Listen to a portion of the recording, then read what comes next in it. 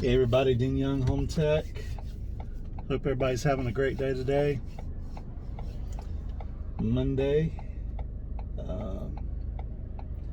Had one inspection today, one tomorrow. CE class Thursday and Friday. It's going to be a short week for me.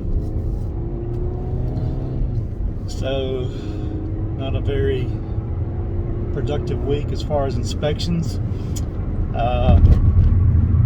But the inspection that I just done was rescheduled from Friday. Reason being, utilities were not on. And I've made, I don't know how many videos about utilities not being on. And I still can't grasp the whole scenario, especially when you have a listing agent involved. Who should be educating their seller of the home inspection process. And you know you got to have utilities on to test the functionality of different systems. So if utilities are off, we are not going to turn them on. We are not responsible to have them turned on. We are not taking on the liability to turn them on. So what if the seller had the water off because it was vacant? So what if the seller had the breakers off for certain systems because it's vacant? It does not matter. That doesn't necessarily mean anything. When a breaker is off, it could be for the situation that, okay, nobody's living there and it's off, or it could be it's vacant and it's off because there was a failure at a device, at the air handler or at the water heater if it's electric, electrical outlets or something. That's why that breaker could be off, and you go switch it on, trying to be Mr. It was off because of this or that. Just go ahead and turn them on and give you permission. No. If I turn it on and there's a fault or an issue or damage, I'm not going to take on that liability. So as simple and easy as it may sound, it's not. And I'm really tired of discussing this. We send out letters and notifications to listing agents at every inspection, letting them know the process, which they should already know, to inform their seller client about the process and to make sure that all utilities are on at the time and date of inspection. That's just a simple request.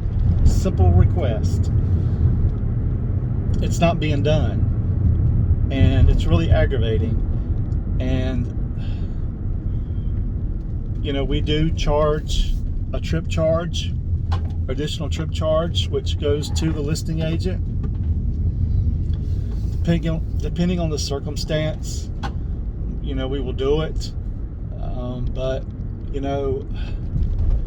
I just hate to have to resort to that. And you would think, especially when you're dealing with seasoned agents or agents that have been doing this for a while, that they're going to make sure that those items are on so it can be inspected. Everybody wants a smooth transaction. Everybody's on a timeline and has a closing date and a due diligence, period. And we want to make sure that everything is falling in line and there's no delays. And by not having utilities on, that's a delay. It causes me time and money to go to the property, and I could have done another inspection. I'm losing money. And a lot of people make it sound like it's not as bad as it is, but it is. It should never happen. And again,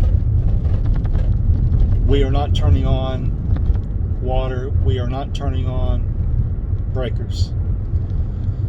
If we're at a property and we're turning on a device like a switch or running the air or a fan or something like that, and something happens, yes, we're going to shut that back off. We're going to shut it off at the breaker, and we're going to notate that. But if it's already off, I'm not turning it on.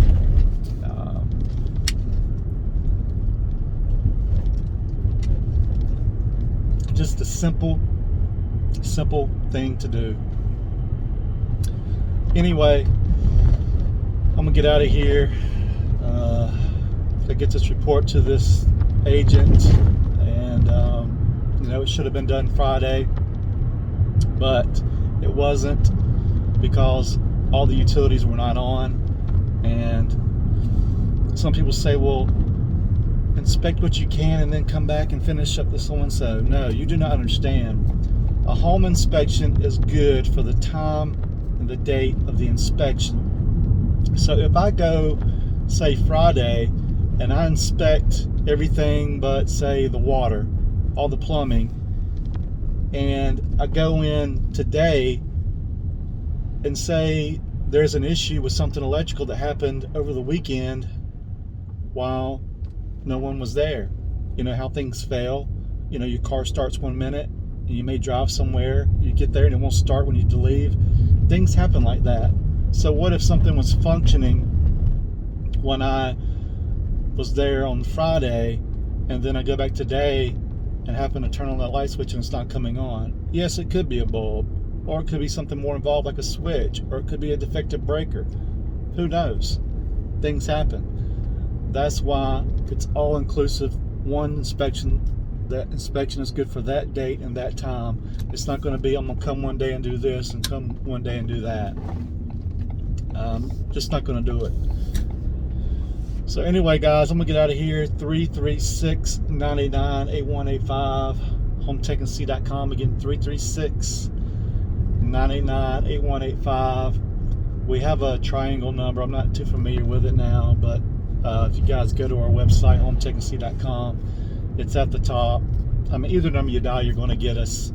But anyway, love you guys. Again, this week, Thursday and Friday, I will be in CE class. Thursday, 8:30 to 5:30. And then I believe Friday is 8:30 to 12:30, I believe. So, kind of a short week. I saw where somebody did schedule online, but I'm not sure for what date. I do have Thursday and Friday blocked out, so hopefully it could be add-on another inspection for tomorrow, being that we've got one already, or it could be somebody requesting Wednesday, or it could be one day next week. So anyway, guys, I'm gonna get out here. Ding Yang, Home Tech.